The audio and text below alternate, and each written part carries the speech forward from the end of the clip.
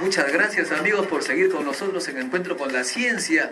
Vichy Vilches y Modesto Montoya están entrevistando, conversando con Pierre Soler del IRD, con Gerard Santillán de la Universidad Federal de Santa Catalina de Brasil, y María Prado de la Universidad Bahía Blanca de Argentina.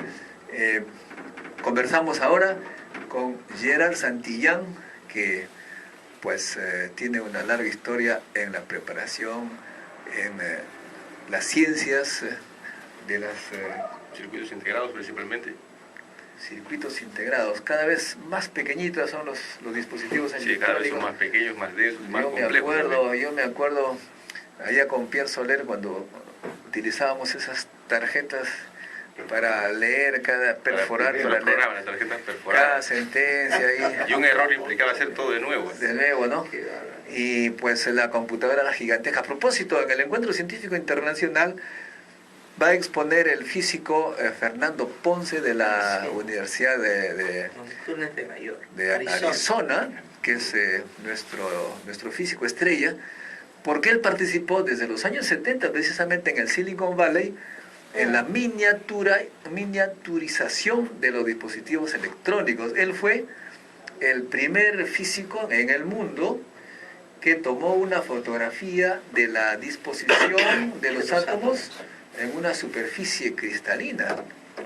Salió en la carátula de la revista Nature, y ahora él está trabajando en los sólidos emisores de luz, que fue la revolución que nos va a permitir resolver, en parte por supuesto, el problema energético. Pues la luz eficiente es un cuasi genio, deberían darle el premio Nobel, pero como es peruano, de repente, sí, él va a estar el día martes 2 de agosto en el Gran Teatro de la UNI. Muchachos jóvenes, vayan, ahí tienen ustedes la oportunidad de ver a un científico exitoso mundialmente, porque además es demandado por países del mundo, Japón especialmente, para que aplique su expertise, como se dice, en estos temas de la física, de la materia condensada, la materia sólida, la nanotecnología, etcétera, etcétera. En fin, tú estás en ese campo. ¿Cómo ha avanzado ese campo en estos tiempos, Gerard? Realmente el campo es muy interesante y dinámico. Empezó lo que llamamos electrónica ahora, ¿no? Cuando se logra inventar finalmente el transistor por el año 47, con los bipolares, luego los CMOS, y la tecnología iba avanzando debido a muchas líneas de investigación que se han tenido que incorporar, ¿no? Hay trabajo, por ejemplo, no se podría avanzar mucho con los circuitos integrados si no se mejoran las condiciones o se crean nuevos materiales, por ejemplo, para poder hacer mejor manejar las cosas de manera es muy complicado, ¿no? Ahora, por ejemplo, antes se usaban las conexiones de repente con aluminio, ¿no? Se encontraron problemas porque llegabas a ciertas frecuencias, se te complicaban las cosas del transistor, se tuvieron que inventar nuevos procesos para llegar a usar cobre después, ¿no? Ahora, después de cobre, se está pensando usar nanotubos de carbono porque tenemos mayor densidad de corriente. Podemos tener unos cables de nanómetros. El grafeno. El grafeno, eso, nanotubos de carbono. Y con grafeno, si lo pones como tubo, es un nanotubo de carbono. Y con un tubito de unos 5 nanómetros de diámetro puedes conducir hasta amperios de corriente, ¿no? Para que la gente tenga, porque no toda la gente entiende pues, el nanómetro. Eso. O sea, un tubito de un nanómetro significa 1.000.000 de veces más pequeño que 1 milímetro. O sea, 1 milímetro dividido entre 1.000.000 de veces. ¿De ese tamaño? Esos tamaños. ¿Y cómo se puede manipular? Eso es la nanotecnología, que usa parte de la naturaleza, ¿no? Que tienes unas células y los pones en ciertas condiciones y se ordenan, tiene un autoordenamiento, lo que llaman un autoensamblaje, ¿no? Y con eso forman los tejidos de una forma, ¿no? Y de alguna manera aquello se está investigando para ver cómo aprovechar eso en forma controlada, para decir, bueno, voy a hacer un dispositivo y quiero que se ordenen de esta manera, y tener ese control y que realmente se haga un autoordenamiento, y tener un dispositivo que sea mucho más eficiente, te haga menos efecto contra la naturaleza, radie menos, te consuma menos potencia, y al mismo tiempo te haga más operaciones, ¿no? O sea, nada que ver con el ENIAC. Oh, no. Aquello era una monstruosidad realmente, ¿no? Y generaba muchísimo calor. Un egresado de nuestro Centro de Ciencia para Niños, del semillero científico, David, ha ido pues a la Universidad de Pensilvania, está en el grupo de informática de la Universidad de Pensilvania, y se tomó una foto con el ENIAC, hay una tremenda monstruosidad, increíble. Un edificio total. Y ahora pues tú me estás hablando de cosas tan pequeñísimas, tan veloces, tan eficientes en energía, pero dicen que hay un límite cuántico, que esto no va más, Claro. y precisamente uno de nuestros expositores también importantísimos, Jorge Seminario, y él está en la Universidad de Texas. Texas. María sabe todo, ella es miembro del Consejo Científico Internacional, los controla todos. Él está trabajando sobre la molectrónica, o sea, ya no se trata de dispositivos nanométricos, sino ya moléculas que Hay otra sirven línea de investigación de que es información para las lo que llaman la computadoras. bioelectrónica. Hay personas que están investigando sobre hacer biocomputadores, usar células para ADN, para que ellos sean un computador, pueda hacer cosas. Si ya no otro necesitas tipo de poner un operaciones. microchip sólido en tu cabeza, sino un Puede ser, en algún biochip, momento o sea, dado, yo creo que va a ser posible completamente, ¿no? Pues hay muchas líneas. Por ejemplo, aquello que menciona importante, ¿no? De que se habla de límites físicos, pero hace unos 10 años, no sé, 20 años, con los 90, se decía, no, los chips van a llegar nada más a 100 MHz y aquello no iba a ser posible avanzar más por las condiciones con las cuales se fabricaba en ese momento. No, se inventó el salto a otro material, se inventó el cobre, se introdujo, no es que se inventó el proceso de cómo usar cobre para hacer los chips internamente, hacer las interconexiones entre un dispositivo y otro. Ahora se llegó un momento que de repente el flujo de corriente que se perdía, ¿no?, con los dispositivos de los transistores, se consumía mucha corriente cuando el dispositivo estaba apagado, ¿no? Entonces eso no es posible, está apagado, Está apagado y consumía energía. y podría llegar a consumir más potencia que cuando esté encendido, ¿no? José Cayo está sorprendido escuchando. Bueno, entonces se inventaron la parte donde había muchas pérdidas de energía, era por el óxido de la compuerta del transistor. Entonces se inventó nuevos materiales, ahora se usan óxidos de alto K, de alta permitividad, y ahora se pudo avanzar más, ¿no? Se tienen dispositivos más pequeños. Ahora también se encontraron límites a eso. Intel está fabricando ahora dispositivos de triple compuerta que se llaman FinFET.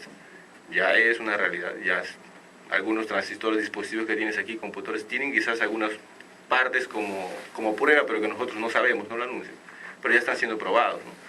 Y IBM está ahí ya usando muchas memorias magnéticas para poder llegar a ser terabytes en tu mismo chip. Esto es estamos en una especie Pero usan a veces eso, ¿no? Que te ponen una memoria RAM y ponen un 10% ahí extra a lo que te están diciendo, que lo ponen como prueba para ir monitoreando si se registran fallas, ¿no? Estamos en un desarrollo vertiginoso, Pierre, ¿te acuerdas? Sí. Ahora bien, ¿todo esto vas a hablar en el No. encuentro científico? Bueno, parte de mi trabajo ahora, tuve que hacer un salto. Después de la maestría pasé a ver fallas en los circuitos, pero originados por diversas causas ahí en el chip, pero que tienen que ver con lo que es integridad de la señal. Es decir, yo envío una señal de cierta forma y quisiera que siempre la señal se mantenga íntegra, no pierda sus características. Entonces, una de las formas que podemos monitorear alguna falla en la señal es a través de la radiación magnética que está generando esa señal, porque una señal eléctrica es un movimiento de cargas, ¿no? Y aquello implica generar un campo eléctrico, un campo magnético. Entonces se propuso desde el doctorado que el trabajo era usar las densidades de flujo magnético para decir, bueno, si la densidad de flujo magnético cambia, entonces la señal está cambiando, ¿no? Si tiene cierto comportamiento, podría yo monitorearlo. Entonces empecé a trabajar en eso y terminé trabajando en sensores magnéticos integrados, ¿no? Usar el transistor MOS, que fue el año 66, en la revista Solid State Electronics de la editorial Elsevier, que por primera vez propuso ahí, se propuso que el dispositivo podría también ser usado como un sensor magnético, que se llama MagFET, ¿no? Magnetic FET, ¿no?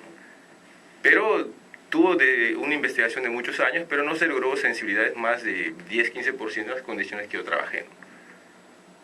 Pero cuando revisé la literatura encontré cosas de que unos científicos decían, bueno, el dispositivo tiene que ser cuadrado para que tenga máxima sensibilidad. Y estaba publicado en un Transaction IEEE, por ejemplo, ¿no? Y decía, bueno, cosas serias, ¿no? O un Physics Letters, ¿no? Pero otro científico decía, no, tiene que ser de razón, de aspecto 1.5, no igual 1.1, ¿no? Entonces digo, ¿quién tiene razón? Hay que probar.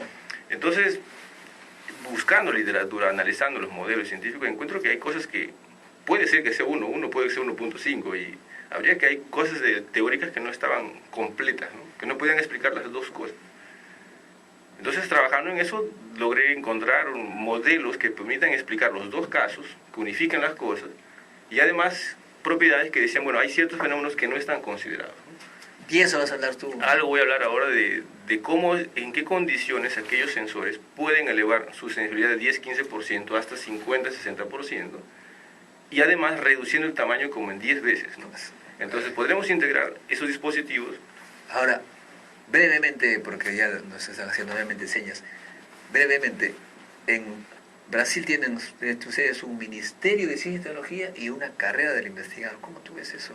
Parece muy bien. Brasil tiene un presupuesto propio, por ejemplo, para mi caso, por ejemplo, para el postdoctorado. Hay un presupuesto propio que Brasil para extranjeros no necesitas postular con mucha complejidad en cuestión de que si eres peruano o eres colombiano. Importa que tú quieras trabajar ahí. Y Brasil tiene su propio presupuesto para eso, tiene sus condiciones. ¿Y el Ministerio de Ciencia y Tecnología? Digo que está separado en varias alternativas. Por ejemplo, tienes CNPq, que te ve todo lo que es investigación. Para estudiantes que quieren hacer su tesis, por ejemplo, en investigación, tienes el CAPES, el sistema CAPES, tienen muchas posibilidades. Por separados, ¿no? Y hay mucho lugar para peruanos, ojalá que... Hay mucho peruano ahí y creo que están bien. En tu conferencia, ojalá que puedas tú conversar con los jóvenes peruanos que van allá. Amigos, ya estamos a puerta del Encuentro Científico Internacional. No se olviden, es el 2 de agosto, martes a primera hora, y ya ratificar su inscripción en el Teatro de la Uni, Puerta Uni del Metropolitano, allá en Tupac Amaru. Somos muchos. A las 8 de la mañana hay que hacer la colita. Hay cerca de 4.000 inscritos, de modo que los primeros serán los elegidos, para que luego se dividan en 7 auditorios de acuerdo a la especialidad. Regresamos, amigos, en unos instantes con Ciencia Hace Noticia, a cargo de José Cayo.